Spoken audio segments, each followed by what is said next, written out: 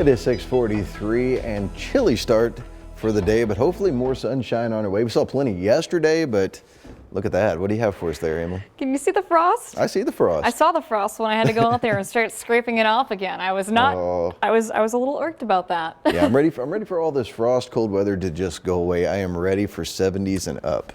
Well, I can tell you it's on the way. I can tell you that as well. But I was looking back at some weather history, and on today's date, but in 1984, there was a blizzard that came through Missouri, Illinois, and through Indiana, and it brought snow totals up to 22 inches of snow and even heavier amounts in some places. So I'm glad that we're not dealing with that. In fact, we're not going to be dealing with that anytime soon. Right now, we are waking up to cooler temperatures. Perryville, of course, I just mentioned the frost on the cars.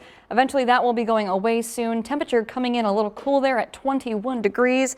But overall, we are going to be seeing those clouds be moving out. In fact, looking at our radar on satellite, you can see those lower clouds off to the south and even areas to Benton near Cape Girardeau. This is all part of a system that last night, counties down to our south, they saw some rain and even a little bit of a mix, especially into the early morning hours. That has since moved on and out of the area. In fact, looking at radar and satellite all across the U.S., we're looking pretty clear for the most part. I mean, we have some clouds down here, but take a look at this again. Study it for a second.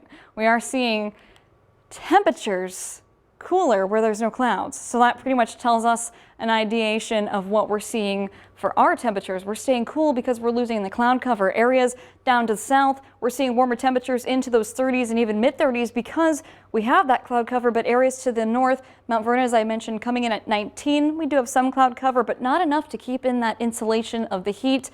But we will be rising up in temperatures later today. In fact, our threat tracker is staying primarily low as we go through our rest of our weekend and into the start of the work week. We are rising rapidly, actually, as we go through most of the work week. We will see some passing clouds into our Monday, but overall, it's going to be very pleasant. Now, I have to say the proof of all of this staying dry after a very active weather last week, we are looking dry, and it's on the proof on the Futurecast. Now, Monday morning, we will notice those winds starting to shift. Right now, we're seeing them at least into the north-northwest. It is a little on the cooler side. Temperatures are expected to at least be in the mid-40s, but eventually those will shift from the southwest. So that pulls in some of that warmer air, and we're going to rise rapidly into early Monday, and then it'll stick around into Tuesday. We are not really tracking much of anything. In fact, we're really looking at a dry forecast. So if you are going out today is a cool start. We will still see some of those passing clouds into your early morning and maybe even afternoon. Temperatures reaching at least by noon, 42, even warmer as we go through later half of the afternoon, at least into those upper 40s and even 50s for some areas.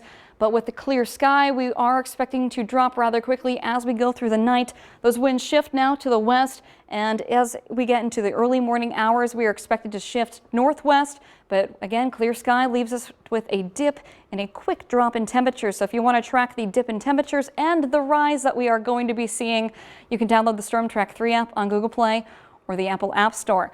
Now, looking ahead, though, we are looking at warming up even more, especially as we get into the mid part of the week, seeing even upper 60s, maybe even 70s, but overnight lows aren't looking so bad at all. So after we get to Monday, we're looking at temperatures into the mid 50s, not dropping too much lower, staying above freezing.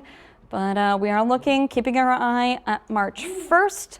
As you're going to mention, Project Tornado is coming up. That is right. I was looking at that 70 on the board. It has been a while since we saw an actual 70 on the board. I need to lose some of the layers that I've been keeping around. Oh, me too. Well, you did mention Project Tornado. You've been working on that quite a bit yourself, along with the rest of the gang. What's some of the stuff you've been working on with that?